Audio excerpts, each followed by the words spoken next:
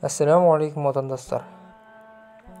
Халида Закака есімді саудиялық астроном 2030 жылы барлық мұсылманның 2 мәрте ораза ұстайтынын хабарлады.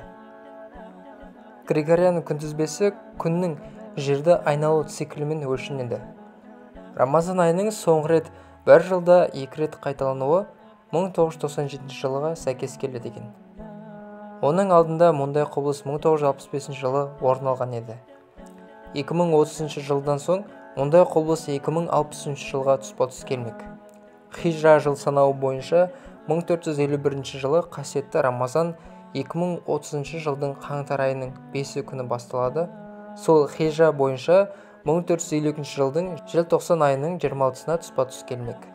Яғни мұсылмандар Григориан күнтізбесі бойынша 2030 жылы 2 мәрте ораза ұстайды. Осылайша 2030 жылы шамамен 36 күн ораза ұстайды екенбіз.